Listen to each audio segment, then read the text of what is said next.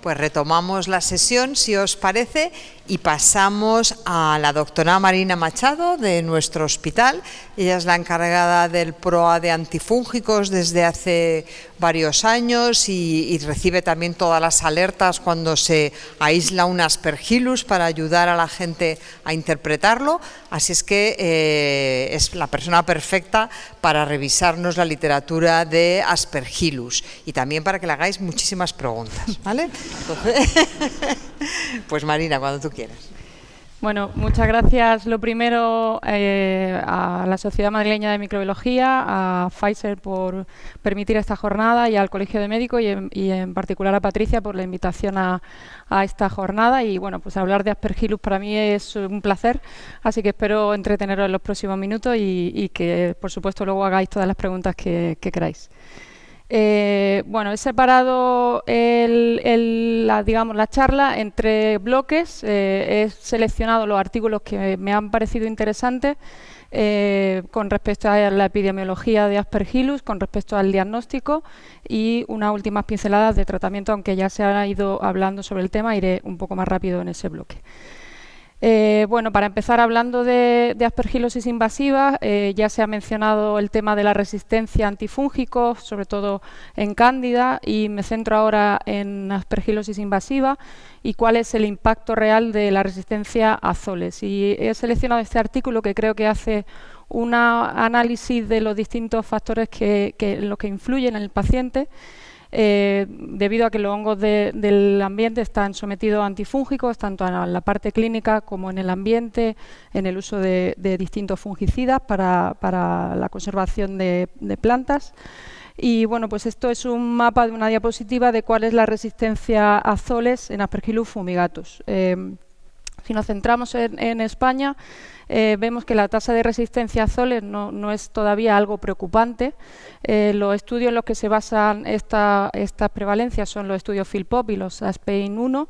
Está en desarrollo la ASPEIN-DOT, que todavía no está publicado, pero estará próximamente, y establece una tasa de resistencia a azoles en fumigatus en torno a un 1,2% y a un 5%. Veis que realmente comparado con otras regiones no es algo muy significativo, pero sí que hay zonas donde es algo preocupante. Esto está recogido tanto de muestra clínica de pacientes como de muestra del ambiente.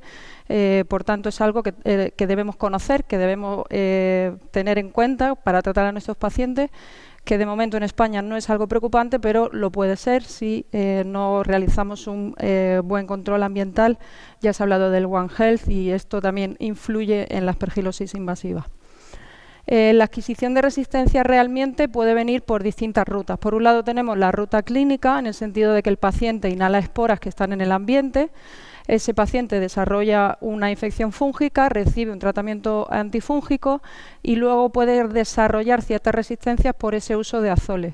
Y se establecen ciertas mutaciones que puede conferirle resistencia a azoles al paciente. Pero por otro lado tenemos una ruta ambiental y es inhalar esporas que ya tienen esa mutación de resistencia, y eso se ha visto en esta mutación del TR34 que ya habló Elia antes, y bueno, pues eso podemos tenerlo en pacientes que no han recibido tratamiento antifúngico, y esto también es importante tenerlo en cuenta y poder detectarlo a tiempo para tratar de forma correcta a nuestros pacientes, porque le puede conferir un fallo terapéutico. En segundo lugar, hablando sobre las especies crísticas y el impacto de la resistencia a azoles en estas especies que realmente están infradiagnosticadas, probablemente porque los métodos convencionales no lo detectan de forma adecuada, y es solo con la secuenciación del ADN cómo podemos detectarlas. De hecho, se ha demostrado que tienen tasas de mortalidad más elevadas, probablemente por esta dificultad en el diagnóstico y unos tratamientos antifúngicos que a priori no serían adecuados para estos pacientes. Y es que se ha visto que tienen tasas de resistencia a antifúngicos más elevadas con respecto a Aspergillus fumigatus sensu stricto, que puede ir hasta el 95% en crística y el 5%, como he comentado antes, en fumigatus. Realmente la resistencia a antifúngico en estas especies crísticas no se conoce con detalles, tiene cierta homología a fumigatus y se puede correlacionar un poco esos mecanismos de resistencia, pero todavía es algo que está en desarrollo y que se tiene que conocer más. De las especies crísticas más conocidas de sección fumigatus es el Aspergillus lentulus. Este Aspergillus se detectó por primera vez en 2009 en un paciente trasplantado de médula ósea y principalmente se detectará en este tipo de pacientes. Infecciones fúngicas de brecha en pacientes inmunodeprimidos, hematológicos, receptores de trasplante de órganos sólidos que han recibido esteroides de forma prolongada, y a pesar de que es cierto que puede representar menos del 3% de todos los Aspergillus fumigatus en muestras clínicas, sí que puede representar en torno a un 10-30% de Aspergillus fumigatus resistentes a azoles que se han identificado mal, que probablemente no se ha podido detectar esa especie crística y por tanto pues no ha llegado a poder realizar un tratamiento adecuado. En tercer lugar, hablando de los Aspergillus no fumigatus, que esto incluiría también esas especies crísticas, pero además otras de Aspergillus de no fumigatus, y debido pues al diagnóstico también complejo de determinados pacientes con patología crónica, pacientes inmunodeprimidos, diagnósticos clínicos también complejos por los distintos focos de infección a los que pueden afectar, y aparte pueden tener distintos mecanismos de resistencia intrínseca a ciertos antifúngicos. Este artículo selecciona los dos más frecuentes que podemos ver en la práctica clínica, que sería el Aspergillus flavus y el Aspergillus tertius. Una peculiaridad de ambos es que pueden tener resistencia a anfotericina B liposomal. Incluso en algunos de ellos, como en flavus, pueden tener CMIs elevada a azoles, pero sobre todo hay que tener en cuenta esta potencial resistencia a anfotericina B liposomal y adecuar el tratamiento antifúngico si tenemos un paciente colonizado con sospecha de infección fúngica invasiva por este tipo de Aspergillus para tratarlo de forma adecuada. Si veis el estudio Philpott, que ya lo mencioné anteriormente, pues de las 325 cepas que analizaron de todos los hospitales españoles, representó los Aspergillus no fumigatus el 44%. Por tanto, veis que esto es un problema real que podemos tener en todos los hospitales en los que trabajamos.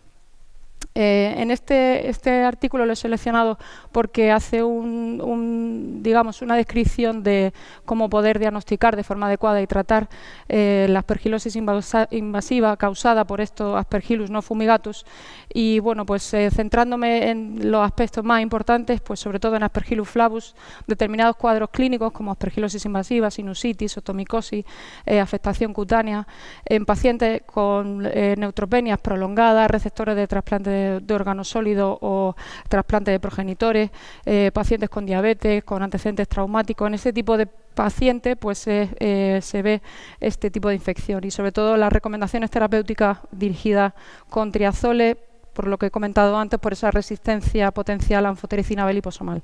Con respecto a nidulans, pues sobre todo lo veremos en pacientes también con aspergilosis pulmonar, pero en otras formas distintas como osteomielitis, en pacientes neutropénicos o con enfermedad inflamatoria crónica granulomatosa, y también lo trataremos con tratamiento con triazol, con voriconazol, debido también a esa posible resistencia a anfotericina B liposomal. En Níger también lo sospechamos en aspergilosis pulmonar, pero en pacientes críticos puede producir también otros cuadros como otomicosis o sinusitis, y en pacientes igual parecido a flavus serían pacientes con neutropenias profundas, receptores de trasplante de órganos sólidos, hematológico, y bueno, pues puede ser colonizador, pero también nos puede ocasionar infección fúngica invasiva. En este caso, la peculiaridad de Aspergillus niger es que se recomienda evitar la hemoterapia con azol porque puede tener CMIs elevadas, y recomienda en este artículo, que luego puede ser discutible, pero recomienda hacer un tratamiento combinado para tratar pacientes con infección por Aspergillus niger. Y finalmente tertius, también parecido, pacientes neutropénicos, receptores de órganos sólidos, receptores de progenitor hematopoyético y de trasplante hepático, y en este caso pues sobre todo evitar el uso de anfotericina B liposomal por su resistencia, y usaríamos triazoles.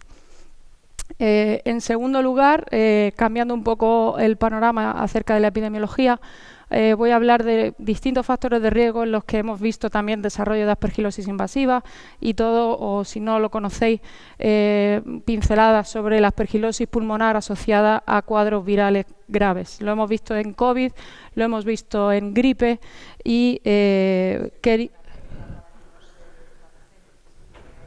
segundos para apagar. 8, 7. Este mensaje va a explotar en 3, 2, 1. Yo creo que es esa pantalla, ¿no? Uy, sí. Vaya. Se apagó. Se apagó. Sigue, tú sigue. Sí. Como es la nuestra, nos fastidiamos. Sigo. Bueno. Nada, con respecto a la importancia de las infecciones virales y en el desarrollo de la aspergilosis invasiva, hemos visto en pacientes que estaban en cuidados intensivos con infecciones virales graves el desarrollo de aspergilosis pulmonar invasiva con distintos cuadros clínicos, pero principalmente pulmonar o con traqueobronquitis. Y estos pacientes hemos visto con muchas publicaciones en la literatura al respecto, con diferencia en cuanto a su prevalencia, incidencia, y aunque quizá la aspergilosis pulmonar asociada a gripe, o bien definida también como IAPA, como veis en las siglas, parece que sí que está muy estudiada, muy analizada. El CAPA ha tenido distintos debates que bueno, pues hay difícil saber si el paciente realmente estaba colonizado, si realmente tenía una aspergilosis pulmonar o no. Se han descrito distintos criterios diagnósticos para homogeneizar un poco lo descrito en la literatura, pero a pesar de eso es algo muy difícil poder diferenciar los pacientes realmente colonizados de los infectados. Y este artículo creo que lo que sienta es la base de realmente cuál es el impacto a nivel histológico, que sabéis que es el criterio de confirmación de una aspergilosis invasiva probada según los criterios de la RTC para saber si realmente ese tejido está invadido por IFA, y en este caso analiza una serie de un hospital para ver qué impacto tiene la aspergilosis pulmonar asociada a virus, incluyendo gripe y COVID, en cuanto a las necrosias que realizan. Unifica el CAPA y APA en VAPA, o sea, son nuevas siglas para conocimiento, y bueno, pues eso, como he comentado, en el contexto en el que estamos y que no tenemos de momento datos histológicos, y los que hay hasta el momento con respecto al impacto del IAPA y el CAPA en la histología son muy bajos, con cifras también muy variables, que van desde un 15% hasta un 2%. Este es un artículo, es un estudio realizado en Bélgica, en un hospital, en el que analizan tanto pacientes críticos por gripe y por COVID. Los pacientes con COVID están, prospectivamente, es un estudio retrospectivo, pero están analizados desde marzo del 20 hasta junio del 21, y los de gripe están desde marzo del 20 hacia atrás para llegar a una N similar al COVID, y llegan hasta septiembre de 2009. Hacen dos cohortes, una cohorte en los pacientes que fallecen con autopsia y en otros pacientes que le hacen una traqueobronquitis y le hacen una fibrobroncoscopia, toman muestras tanto ante como post-mortem. En total llegan a tener 236 pacientes con gripe y 402 pacientes con COVID, con mortalidad relacionada, como veis, de en torno al 18 y 22%. Y si nos centramos en los pacientes que realmente se llega a hacer un diagnóstico histológico, de los 126 pacientes que fallecen se hace autopsia en el 35%, que es un valor bastante alto para lo que suele ser habitual. Son 44 pacientes al final los que se autopsian. Diagnóstico de probable aspergilosis asociada a virus hay en un 48% previo antemortem, o sea que son cifras también altas. En total son esos 21 pacientes que ya tenían un diagnóstico probable, y de esos 21 el diagnóstico histológico se confirmó en el 52%. Por tanto, en 11 pacientes, uno más porque hubo una gripe que no se sospechó anteriormente, pero la histología sí confirmó la invasión de la IFA en el tejido. Por tanto, llegamos a un total de 12 pacientes y bueno, pues hay cifras variables de prevalencia. En este artículo la crítica es que hablan de prevalencia de IAPA aprobada del 12 y de CAPA del 8, pero realmente si vemos a nivel global de todos los pacientes críticos que están ingresados en las UCIs, tanto por gripe como por COVID, pues son prevalencias bajitas de en torno a un 2,5 o un 1,5%. Los diagnósticos de probabilidad se basan sobre todo en cultivos, en métodos serológicos como el galastomanano en el VAL, que es positivo en el 95% de los casos, menos positivo en el suero, y hacen unos parámetros de sensibilidad y especificidad que muestro ahí, sobre todo la importancia del galactomanano en el VAL, que creo que los que tenemos experiencia luego lo podéis comentar vosotros, le hemos visto bastante utilidad con la pega de que puede tener falsos positivos, pero sí que nos ha servido en ocasiones para poder tratar pacientes con aspergilosis pulmonar en COVID. Y bueno, pues la baja rentabilidad del galactomanano en suero, que una vez más en pacientes no neutropénicos no le damos mucho más valor. En este artículo también demuestra como distintos patrones de invasión del tejido, en este caso es en gripe, le llaman de patrón, digamos, de crecimiento fácil o no fácil, impedido o no impedido. En este caso es uno no impedido, en el que hay una invasión de IFA por todo el tejido, como podéis ver todas las imágenes esas oscuritas que veis, son IFA invadiendo tejido, y en el segundo lugar, que es un patrón más impedido, veis cómo la respuesta inflamatoria es tan importante que no permite quizá que la IFA incluso crezca. Son fragmentos de IFA que podéis encontrar. Estos son pacientes tanto con capa como con IAPA, o sea que es algo común esa inflamación del tejido y probablemente pues ese crecimiento no está tan permitido. De esto se pueden sacar distintas conclusiones que luego, si queréis, podemos discutir. Y bueno, con respecto al bloque de diagnóstico he seleccionado varios artículos, sobre todo centrándome en el estudio molecular. Ya se ha comentado también lo de la detección de resistencia y creo que ha habido novedades con respecto a esto. En la nueva actualización de la RTC de los criterios se ha incluido la PCR como diagnóstico microbiológico. Aquí os pongo directamente una captura de la guía, en el que la PCR, tanto detectado como en plasma, en suero o en lavado, en 2 muestras consecutivas de PCR puede ser un criterio positivo, en 2 lavados consecutivos, y al menos en un lavado o en un suero plasma sería un criterio microbiológico. Estas son las publicaciones y ahora os comento 2 artículos publicados en el CID este mismo año, que además trae una editorial que luego comentaré.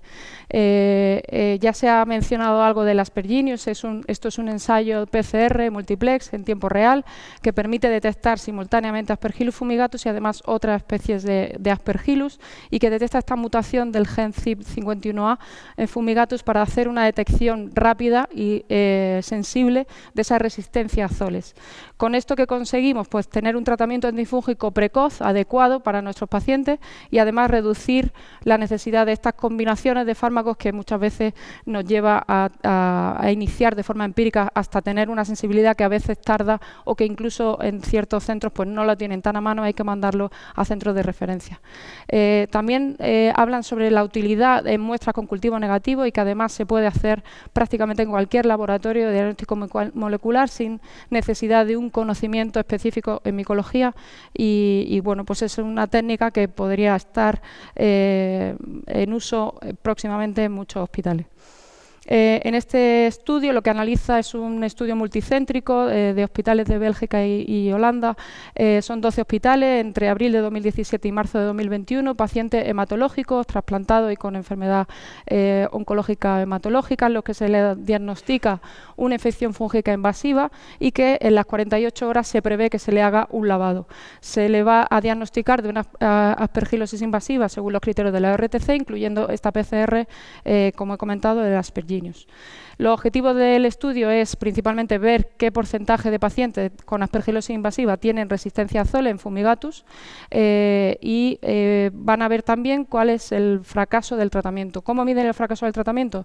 De 2 formas, o bien el paciente que se muere o bien aquel que tiene que cambiarse un tratamiento antifúngico en las 6 semanas después del diagnóstico. Como objetivos secundarios también quieren analizar cuál es la prevalencia global de resistencia a azole en general en Aspergillus, no solo fumigatus, y ver cuáles de aquellos pacientes con una PCR positiva única, sin otro criterio microbiológico, en un lavado broncoalveolar, puede fallecer a las 6 semanas después del diagnóstico, o los que tienen solo una PCR positiva. Y estos son los resultados, que están bastante detallados en esta tabla. Son 323 pacientes. Al final se le hizo la PCR porque había muestra suficiente a 293. Se detecta DNA de Aspergillus en el 40% y fumigatus en el 30%. Y he marcado lo importante, y es que hacen 3 bloques de pacientes basándonos en el galactomanano en el VAL. Establecen los puntos de corte de menor de 0,5, entre 0,5 y 1 y mayor de 1. El galactomanano galactomanano en el VAL, la positividad es por encima de 1, por tanto la detección de PCR de Aspergillus se va aumentando conforme va subiendo, se va incrementando este valor de galactomanano en el lavado, tanto de Fumigatus como del resto de especies. Y la detección de TR34, que es la mutación que detecta este Aspergillus, también pasa lo mismo, es más detectable cuanto más galactomanano en el VAL tiene. Estas son las 3 formas que tuvo de clasificar el artículo de estos pacientes. Si nos centramos en la tasa de resistencia, al final son 8 pacientes en los que se detecta mutación de resistencia, pero solo se pudo hacer resistencia fenotípica en 4. De estos 4 pacientes, en los que se le hizo resistencia fenotípica, se confirmó en 3, y el otro no fue en el momento, pero en un esputo a posteriori sí que se confirmó también. Por tanto, en los que se hizo resistencia fenotípica, en todos los pacientes se confirmó que esa TR34 también confería resistencia a azoles. Llama la atención como crítica a este artículo es la baja positividad de los cultivos, tanto del lavado como de cultivo de Aspergillus fumigatus como del resto de especies. Y es que está en torno a un 7,5%, y cuando vemos incluso en pacientes que tienen galactomanano mayor de 1, o sea, presumiblemente un criterio microbiológico ya de probabilidad de aspergilosis, solo el 23% tenían un cultivo positivo. Esto también puede ser un problema para el tema de la N que tienen. ¿Y por qué no se pudo hacer resistencia fenotípica en todos? Porque en 6 pacientes de los 8 en los que se detectó esta mutación hubo cultivo positivo. Sin embargo, en 2 no creció nada, por tanto hubo detección de resistencia sin cultivo. Y es lo que antes se discutía de cómo interpretar esto, si realmente estoy detectando una mutación pero no me está creciendo el hongo, ¿esto qué significa? Pero cuando ven el objetivo primario, que era ver la mortalidad, sí que ven que el fracaso de tratamiento con respecto a una cohorte histórica que analizan es menor, el fracaso terapéutico en los pacientes que se detectó esta mutación con respecto a este histórico de una forma estadísticamente significativa.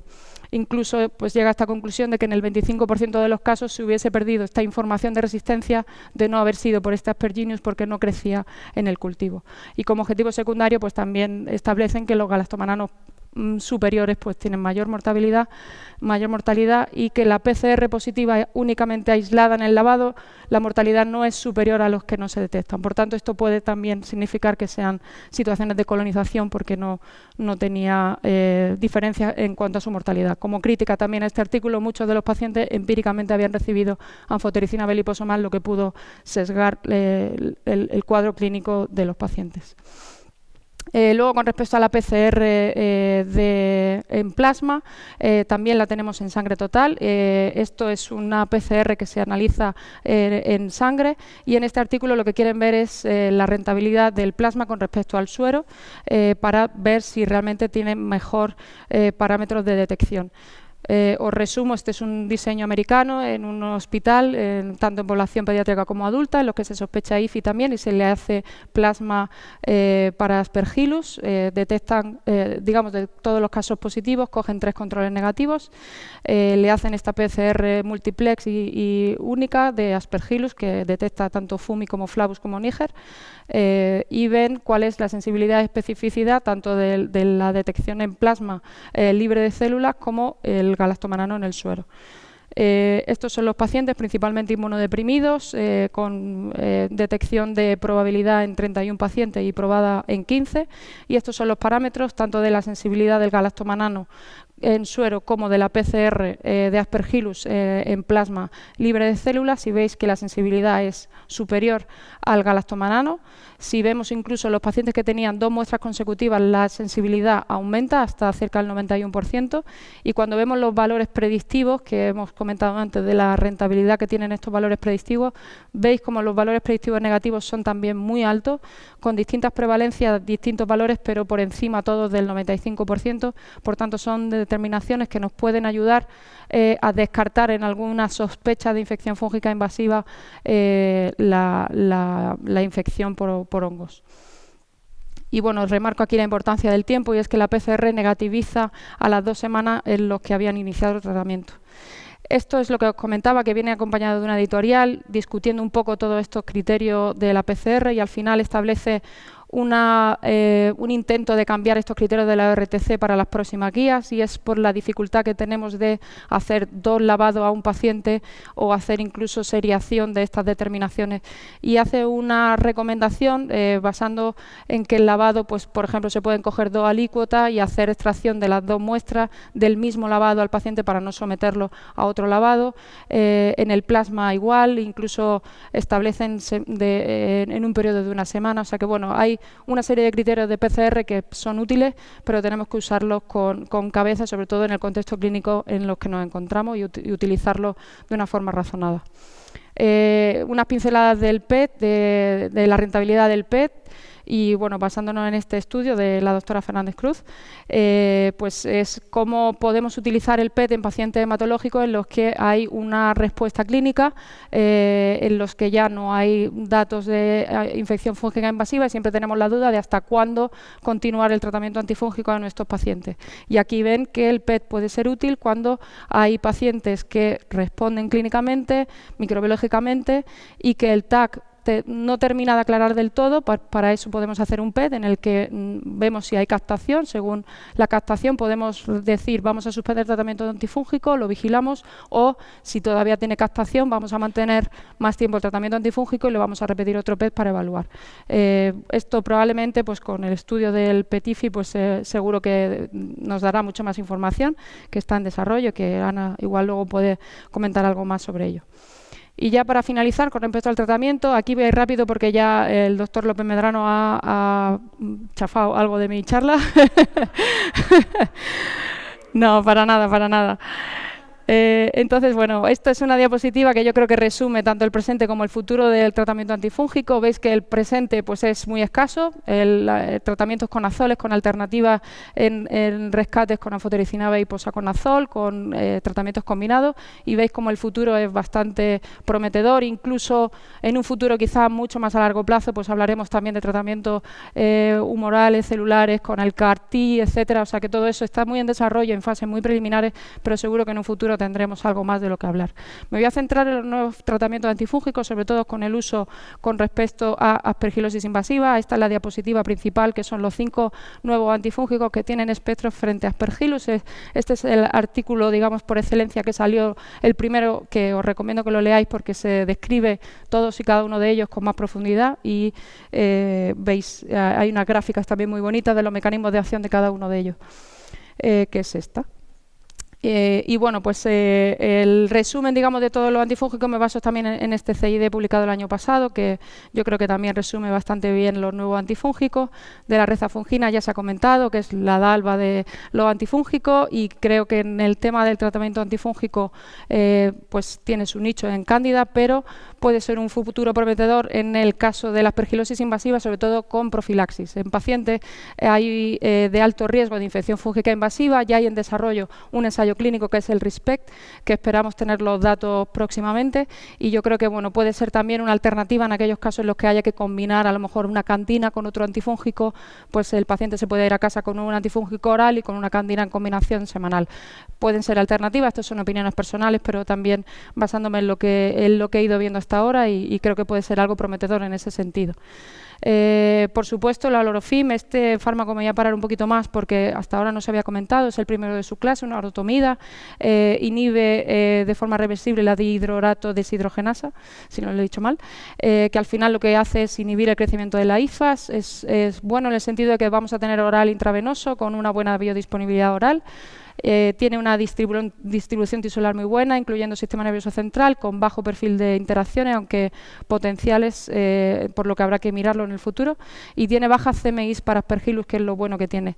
Y es que por ahora el olorofim, aunque en aspergillus estamos esperando los resultados del estudio OASIS, en el que está todavía en proceso de reclutamiento y que probablemente algunos de los que estén aquí están trabajando en él, por ahora pues tiene indicación como de la FDA como fármaco huérfano para tratar aspergilosis invasiva o infecciones fúngicas invasivas probadas por hongos resistentes o de difícil tratamiento. Por tanto, bueno, pues es un fármaco con esa característica. ¿Cuál va a ser el futuro papel en la aspergilosis invasiva? Pues sobre todo una terapia alternativa. Vamos a tener algo distinto a los azoles para poder tratar a nuestros pacientes, tanto en primera línea como en desescalada. Y sobre todo pues ese especial interés en Aspergillus que sean resistentes al resto de antifúngicos que tenemos disponibles hasta ahora. El Ivermectin también se ha hablado, es un fármaco parecido en su mecanismo de acción a las candinas. ¿Cuál va a ser el papel en la aspergilosis invasiva? Pues probablemente, igual que las candinas, no se va a poder usar de forma monoterapia, pero sí en combinación con otro tratamiento, tanto con azoles como con Anfo-B. Y además, por el espectro de acción que tiene tan amplio, probablemente también pueda ser una futura alternativa como profilaxis en pacientes de alto riesgo, tanto para neumocistis, Aspergillus como cándida. El fosmanogepix también se ha hablado y aquí pues centrarme sobre todo pues en estudios que están en desarrollo para tratamiento de aspergilosis invasiva por su espectro de acción, para otro hongo filamentoso, sobre todo muy prometedor también en mucor, que hay ensayos en los que van a empezar a reclutar. Y el papel pues probablemente podrá ser una monoterapia alternativa tanto en primera línea como en desescalada, y de momento lo que hay publicado hasta ahora de fosmanogepix es algo combinado con anfotericina B liposomal. Cuando vemos en esta gráfica, esto es un modelo murino en el que analizan si la monoterapia o la combinación con anfotericina B liposomal mejora la supervivencia, y veis la línea morada, que es la combinación, como el paciente tiene más tasas de supervivencia con esa combinación de fosmanogepix con anfotericina B liposomal.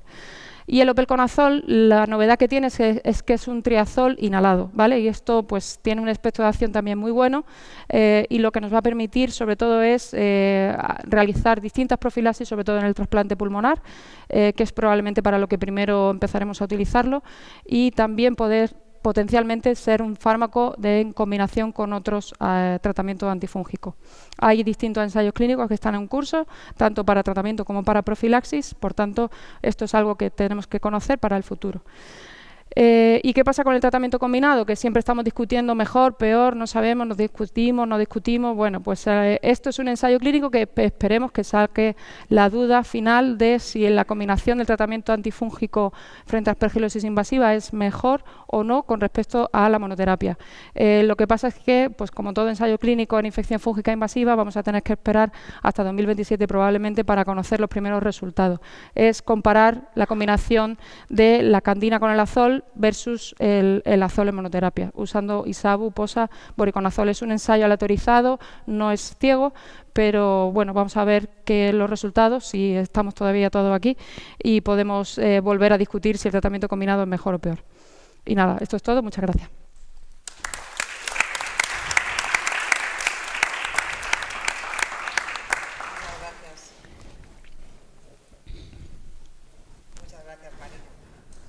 Preguntas para Marina de Aspergillus, comentarios, pues mientras os animáis.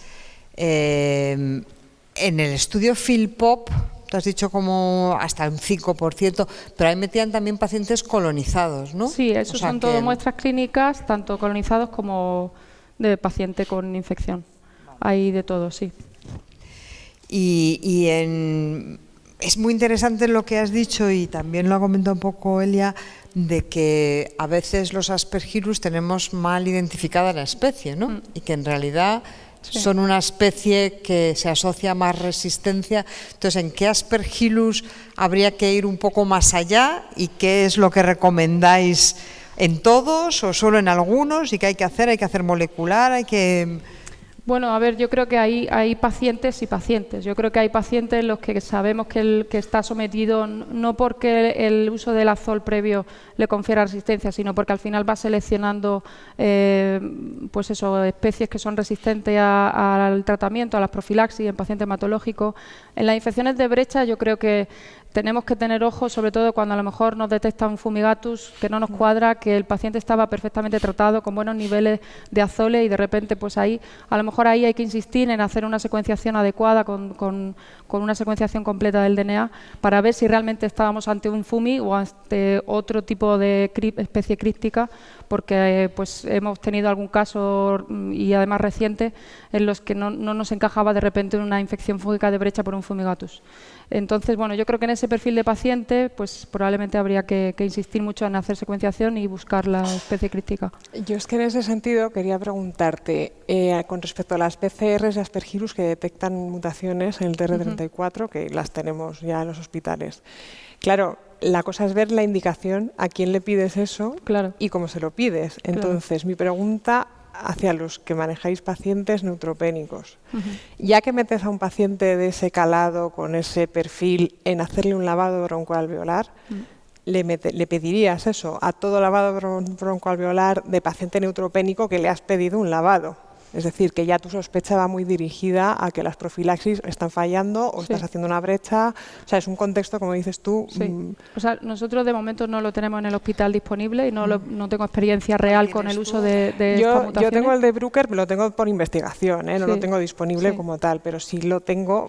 Pues porque en algún caso nos hemos encontrado sorpresas con los Lentulus, con algunas cosas. O sea, yo creo que sería ahí quizá, en ese paciente, y yo creo que nosotros, por ejemplo, sí que hacemos bastante lavado, creo, por nuestra experiencia en el paciente hematológico, creo que hacemos bastante lavado al paciente, los hematólogos lo tienen muy concienciado y enseguida el neumólogo también lo hace muy pronto además, o sea que en ese sentido nosotros, quizá no tanto hacer punciones, etcétera, eso nos cuesta más, pero el lavado sí, y ahí yo creo que sí que le haría ese estudio de resistencia. Yo creo que se lo haría paciente neutropénico profundo que desarrolla una aspergilosis, que estaba en profilaxis. Yo creo que a ese paciente sí que intentaría hacerle ese estudio, por lo menos para saber si realmente eso puede tener una implicación o no, y si le estoy tratando con un triazol y tengo que cambiar de esquema, porque al final si lo tengo en profilaxis con posaconazol, pues probablemente si tengo esa mutación de resistencia, realmente tendré que interpretar si es algo colonizado o no, pero ya saberlo me puede llevar a iniciar un tratamiento empírico en alguna situación si desarrolla finalmente una aspergilosis masiva y empezar con un tratamiento distinto. Entonces yo creo que sí, que ahí a ese tipo de pacientes probablemente se lo haría. No por sistema a todos los pacientes que le hacemos lavado con sospecha de aspergilosis invasiva, pero en determinadas situaciones creo que sí, que me gustaría tenerlo disponible. Congelar, no el lavado, y si luego tienes líos, eso, a lo mejor hacérselo a posteriori, ¿no? Potencialmente sí. Bueno, más preguntas. Nada, os veo que ni el café, ¿eh? Yo quiero también. ¿Tú también quieres? Pues venga. No, me gusta mucho, bueno, tu presentación en general y el estudio que no lo conocía de la gripe y del COVID, ¿no? Que probablemente este término del kappa y del yapa, pues probablemente está sobredimensionado, ¿no? O sea que yo creo que eso, la verdad es que es muy interesante y se hacen pocas autopsias y yo creo que ese es un estudio importante. No, pero mi pregunta era, bueno, cambiando un poco de un tema que no has comentado, pero ya aprovechando que estéis aquí, sobre los niveles, por ejemplo, de isavuconazol, ¿no? Que también hemos tenido así discusión últimamente, si hay que hacer o no niveles de isavuconazol o si los hacéis rutinariamente o rutinariamente no. Rutinariamente no lo hacemos. Eso es cierto que por sistema todos los pacientes que están recibiendo isavuconazol no. Realmente nosotros no tenemos disponible en el hospital hacerle, como el voriconazol, que sí lo tenemos, un nivel de isavuconazol al paciente, lo tenemos que mandar a Majadahonda para hacerlo. Entonces, la tardanza que tenemos ese resultado, pues probablemente también nos limita a saber si el nivel pues nos va a llevar a cambiar un tratamiento o no. Lo hacemos en determinadas situaciones, por ejemplo, hemos tenido algún caso de paciente hematológico que por interacción con el resto de tratamiento triazólico le hemos puesto una profilaxis, que aunque no tiene indicación en ficha técnica, pero como fuera de indicación hemos usado alguna profilaxis con isavuconazol y en ese seno ha podido a lo mejor desarrollar una sospecha de infección fúngica pulmonar, que luego se ha podido confirmar o no, pero por lo menos saber si era un problema de nivel o no.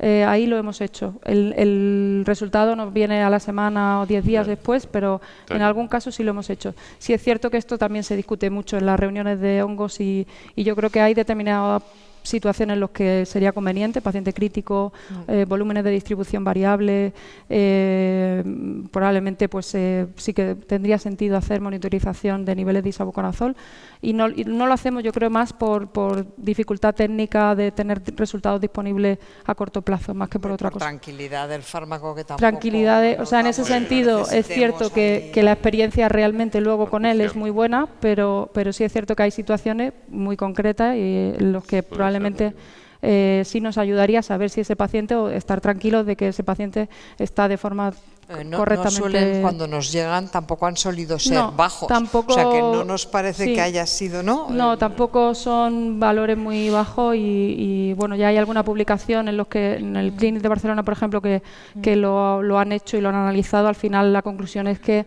no nos preocupemos, que realmente pues tiene ese metabolismo muy lineal, que no hay tanta variabilidad como el BORI y que no es por sistema necesario. Yo creo que bueno, pues hay que individualizar si hay o no necesidad en algunos casos, pero no siempre por sistema, como con el BORI, que si no tienes niveles de BORI, pues casi que lo evitaría iniciar voriconazol en determinados pacientes. Vamos a seguir aprovechando un poquito más lo de impedido y no impedido. O sea, yo he quedado, o sea, yo ese artículo sí que me lo había leído y luego otros artículos de biopsias, y sí que hay veces que, porque según el artículo que tú has comentado, solo el 50% se confirman histológicamente. A veces coges la biopsia en un sitio que no es donde está el Aspergillus, ¿no? Sí.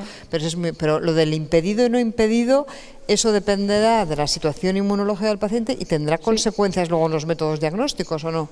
Probablemente sí, probablemente en determinadas situaciones costará más que crezca la muestra, pues sí, y es verdad que lo hemos visto. Yo creo que ahí a lo mejor, por eso el valor del galactomanano, creo, y no tanto del cultivo, porque a lo mejor en el cultivo cuesta más crecer porque no hay tanta IFA, y sin embargo el galactomanano, que también habla de crecimiento y de cómo se va diseminando y tal, quizá incluso hasta cierta invasión, aunque no lo vemos en la histología, sí que puede resultar más útil.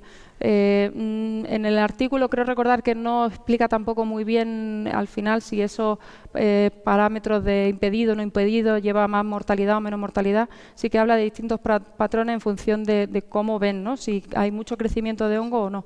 Y en los que ven que está impedido es porque hay mucha inflamación. Entonces, bueno, pues a lo mejor será pues esa situación inflamatoria del paciente, en los que hemos visto todos los COVID y las gripes, que lo conocemos. Pues ahí a lo mejor no le cuesta un poco más trabajo al hongo crecer. Seguiría preguntándote, pero ya vamos un poquito tarde, o sea que bueno, te damos las gracias, Marina, un aplauso, muy bien.